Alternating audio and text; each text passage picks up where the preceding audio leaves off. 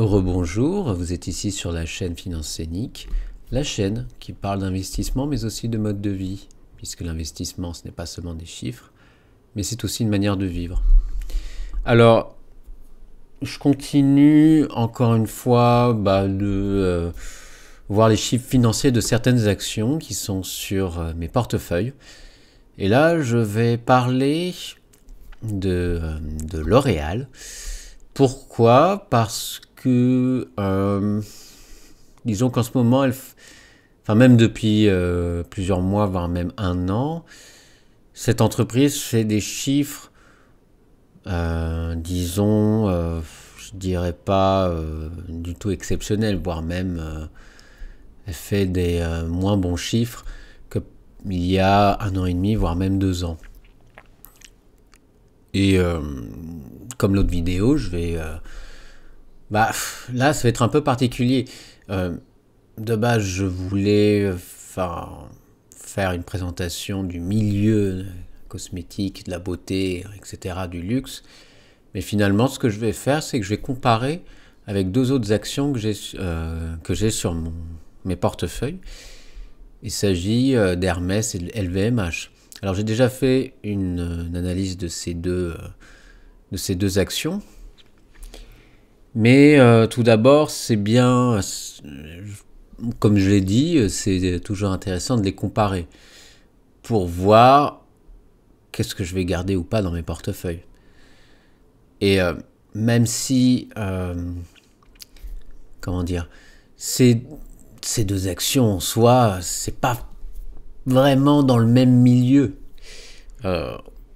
L'Oréal, c'est le milieu de la beauté, quelque chose où il y a beaucoup de... c'est pas du tout en tout cas beaucoup moins la mode et le luxe. On va dire c'est tout ce qui est beauté, cosmétique. Un cran au-dessus, il y a LVMH, qui est vraiment la mode, un peu plus, beaucoup plus même. Un peu du luxe, mais en tout cas, c'est diversifié. Ils font pas que tout ce qui est vêtements, etc. Et Hermès, alors là, c'est le luxe total. Donc en fait, c'est comme si je faisais L'Oréal, LVMH, Hermès, tout en haut. Donc, on va faire juste une rapide présentation. Donc là, on va faire une rapide présentation de L'Oréal. Donc, L'Oréal, à travers ses filiales, fabrique et commercialise des produits cosmétiques pour femmes et hommes dans le monde entier. Donc, il opère à travers 4 divisions, produits grand public, L'Oréal Luxe. Je vais divulgacher ce que je vais dire après. Les produits grand public, c'est ce qui pose problème en ce moment. Voilà. Donc, propose des shampoings, des produits de soins capillaires, gel douche, etc. Elle vend ses produits par le biais des canaux de distribution tels que les salons de coiffure, les canaux de vente au détail de masse, les parfumeries, etc. Et, ah oui, ça je savais pas que son siège était à Clichy en France. Bien sûr, pas à confondre avec, Clichy-sous-Bois. Là, je pense que Clichy, c'est le bon Clichy, si vous voyez ce que je veux dire. Enfin, on va parler très rapidement de ces chiffres. Donc là, vous voyez... Ouais, en fait, c'est vrai que depuis un an, c'est pas la joie, même s'il y a une remonte. Ça baisse puis ça descend. On dirait comment on appelle ça, une dead cat bounce. Oui, bon. Pas trop la joie. Même si, la sûreté de dividende, excellente. Le score de croissance est moyen. On va voir après pourquoi c'est moyen. Mais bon, je vais pas vous cacher que c'est pas une mauvaise entreprise, mais dans le contexte où je dois supprimer des actions, voilà, c'est un peu difficile. Donc là, il est correctement évalué. Il n'y a pas d'exagération sur son prix. Après, le problème, c'est que là, ils essaient d'augmenter le nombre d'actions. Donc, ils essaient faire en sorte que de plus en plus d'actionnaires aient des parts. Donc, je ne sais pas si ce serait peut-être mieux de racheter de nouveau des actions. C'est diversifié. C'est ça aussi sa grande force. Chiffre d'affaires est en augmentation, free cash flow aussi. Bon, ça c'est 2023. Bénéfice par action 2024, bah voilà, c'est ça le problème. Mais bon, ouais, ça pose problème. En fait, tous les indicateurs sont bien, mais c'est pas exceptionnel. Et on va aussi voir pourquoi, en fait, enfin, en soi, on peut dire une entreprise, oui, je dirais même, oui, on peut dire sûreté, mais il y a quand même des trucs qui clochent. Ratio de couverture des intérêts, ils arrivent moins à payer leurs dettes. Donc voilà. Donc, on va voir des articles qui parlent du secteur de manière générale.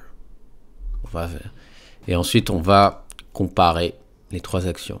Même si là, en début de vidéo, je disais oui, on va comparer les trois actions, mais c'est quand même bien de mettre un énorme contexte.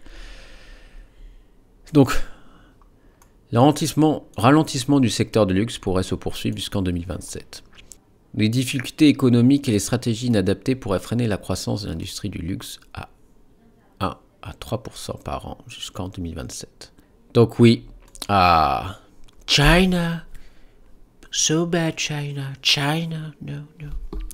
Bah oui, ralentissement économique de la Chine. À cause de l'inflation, une crise immobilière complètement dingue qui s'est passée il y a quelques années.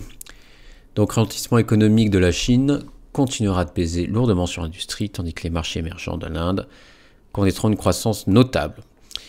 Oui, les BRICS, comme dit Charles Gave. Les États-Unis sont le seul grand marché qui devrait connaître une hausse durable des ventes de produits de luxe grâce à une conjoncture économique favorable. McKinsey prévoit que le marché européen du luxe augmentera de 2 à 4%, tandis que la Chine devrait croître de 3 à 5%, c'est déjà bien. Des marchés moins étendus, le Japon et l'Orient devraient connaître une croissance dynamique. La joaillerie et la maroquinerie seront les catégories de luxe les plus résistantes jusqu'en 2027. Et la maroquinerie, la joaillerie, quel est le groupe qui a ce genre de choses? C'est le MH, entre autres. Et je pense qu'Hermès aussi. Oui, Hermès, oui.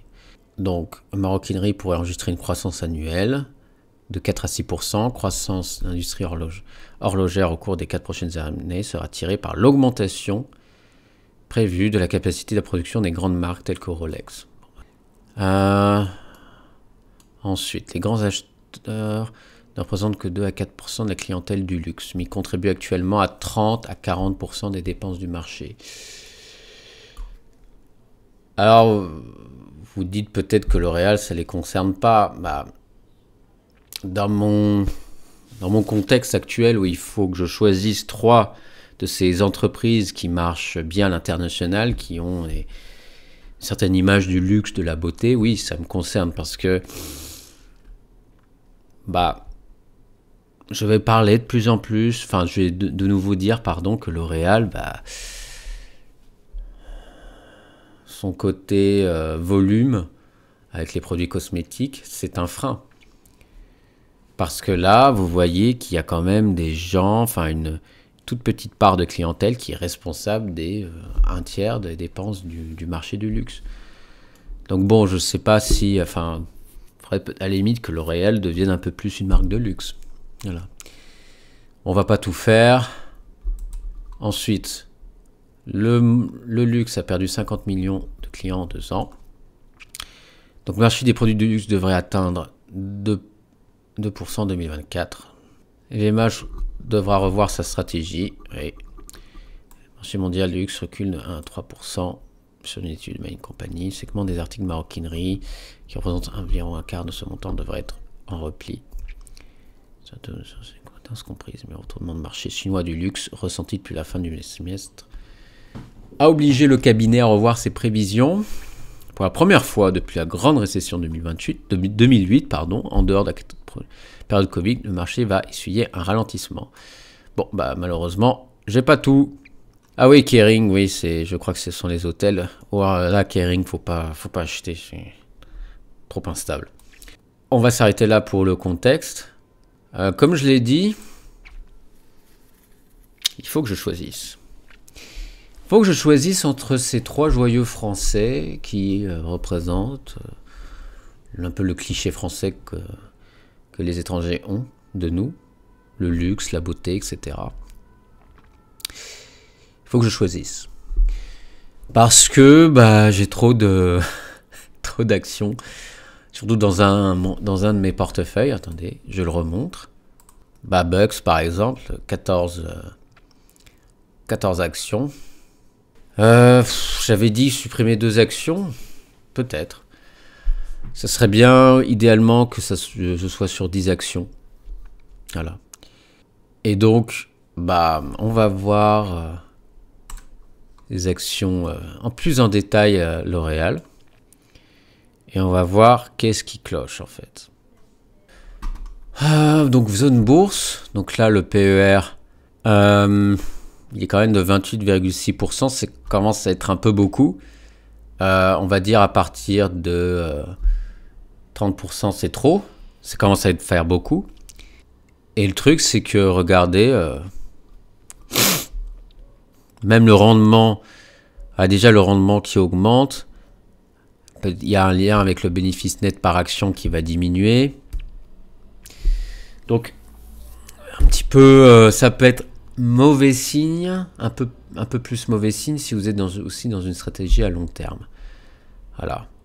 Et donc, on peut se dire, oui, pardon, je comprends pas, pourtant, là j'ai mis données financières plus en détail. Ah, mais l'entreprise augmente un peu plus, mais comment ça se fait que tu veuilles pas, ou même que tu as des sérieux doutes concernant L'Oréal? Mais oui, mais potentiel, regardez, c'est tout petit, c'est timide, c'est une croissance, un chiffre d'affaires qui est en augmentation, mais les résultats nets a baissé en 2024. Ça va revenir, mais comment dire? Je crois même que je vois même pas de différence même entre le résultat d'exploitation et le résultat net. Regardez, je crois qu'il bouge à peine. Donc les prévisions sont pas bonnes et les prévisions c'est pas que c'est bonne, c'est pas exceptionnel. Franchement, ça aurait été mieux d'acheter en 2019 pour profiter de la hausse. En fait, la bonne période c'était 2019-2022 pour la marge nette. Et donc le chiffre d'affaires, oui, il augmente, mais 5%. La variation était beaucoup mieux il y a plusieurs années. Rachat d'exploitation, intérêt payé. Oui, regardez, c'est sensiblement la même chose. Même si il y a des chiffres solides, s'il y a des fluctuations de volume, ils augmentent les prix. Même s'ils investissent même dans l'intelligence artificielle, je ne l'ai pas dit, mais en tout ce qui est recherche et développement, même tout ça, il y a des couacs. Pourquoi? Parce que le marché chinois, on l'a vu, le marché chinois, il y a un énorme problème. Tous les fils d'oligarques du Parti communiste chinois, même eux, ils achètent moins. Voilà. Oui. Donc, même tout ça, même les... là, je le lis, là, c'est mieux. Le rendement actuel de 1,57%, il est faible régulier. Payout ratio, 53%. Marge de progression, donc une capacité à donner des dividendes de manière régulière, qui a beaucoup moins de chances de couper. Mais tout ça, le problème, c'est que déjà, c'est surévalué. On attend de L'Oréal qu'il fasse une croissance exceptionnelle. Sauf qu'en fait, non. Et le problème, c'est que si la croissance ralentit encore plus, il y aura une correction. Peut-être que, je pense, les actionnaires vont vendre leur part. Ou ils auront de manière générale moins confiance. Même, il y a des marques digitales telles que The Ordinary, Drunk Elephant. Je pense que ça s'adresse plus à un public plus jeune. Peut-être que c'est même moins cher. Et le problème, c'est que en plus, le secteur des cosmétiques, pas se leurrer, hein. La plupart du temps, je vais être gentil, c'est la classe moyenne, mais il y a parfois des pauvres. Souvent. Et le problème, c'est que eux, ils ont un pouvoir de décision d'achat. S'ils voient que c'est trop cher, ils vont voir ailleurs. C'est pas du tout comme LVMH et Hermès.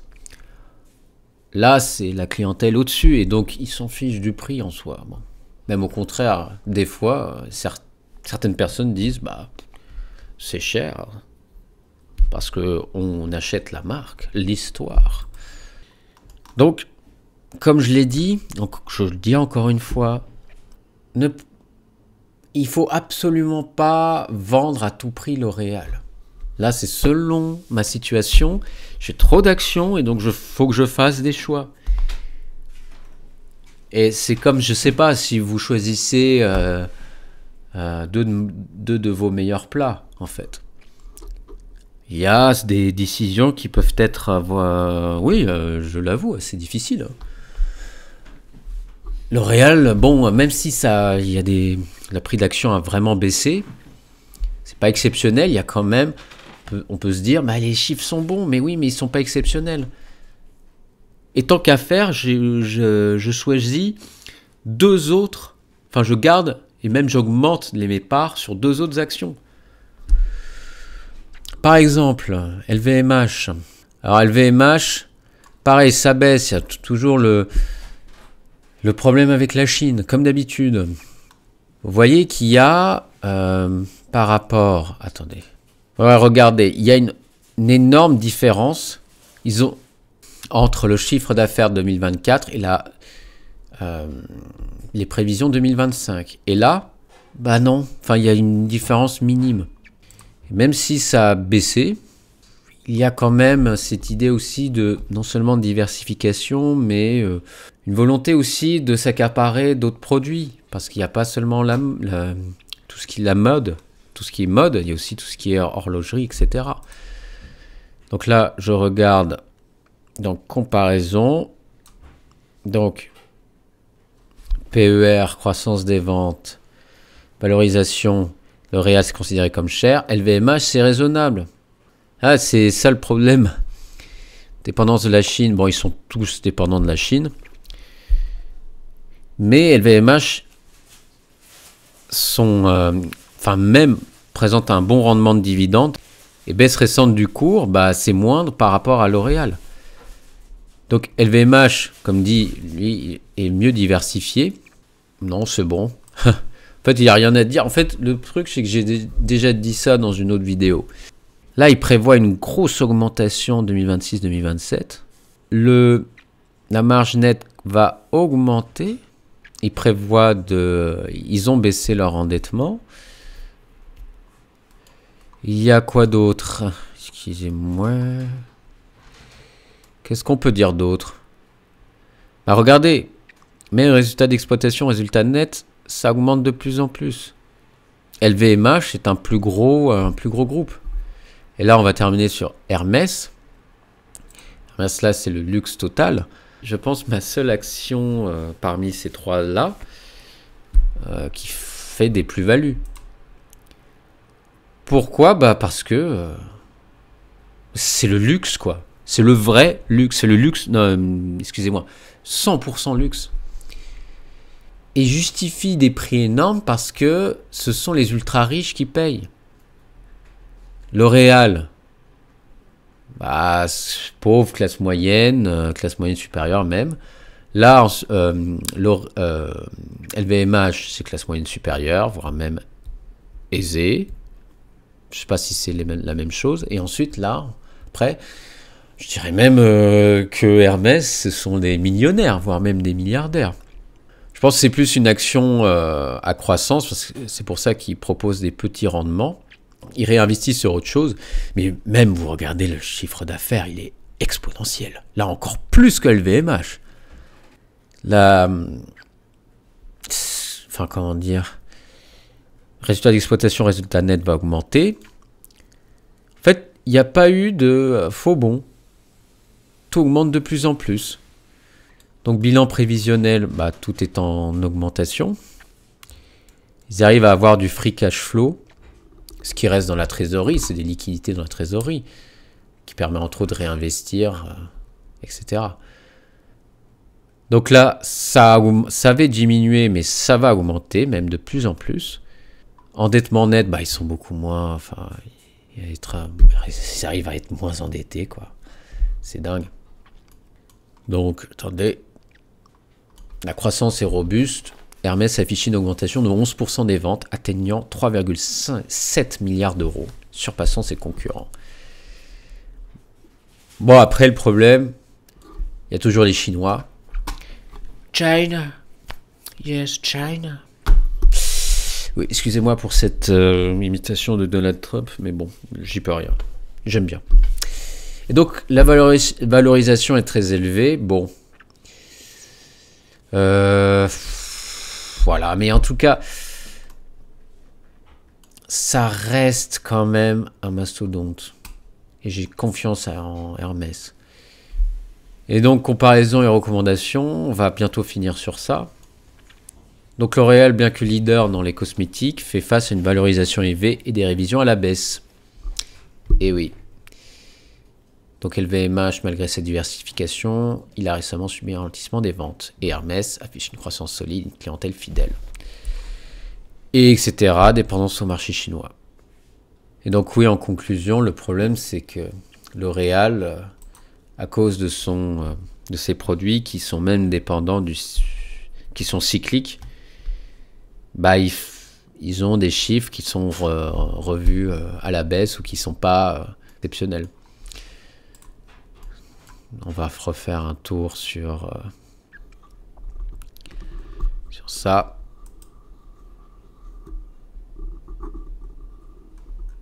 Net est en baisse. Donc bon, désolé, mais il faut que je fasse des choix. Je vais supprimer L'Oréal. Voilà. C'est la vie. Voilà, bah écoutez, hein, c'était tout pour moi. N'hésitez pas à donner votre avis, laissez des commentaires. Je vais essayer de faire des vidéos réactions à l'actualité parce que bon, ça me titille quand même. Voilà, parce qu'il y a des choses à dire. Il y a surtout, comment ça s'appelle, le grand Manitou de la CGT là, qui me fait siffler les oreilles, si vous voyez ce que je veux dire. Et donc, bah voilà. Je vais refaire une analyse d'autres entreprises un peu plus tard, je dirais, on va dire, dans 1 ou 2 semaines. Voilà. Mais j'avais vraiment besoin de faire ça. Voilà. Bah écoutez, je vous souhaite une bonne journée. Ciao.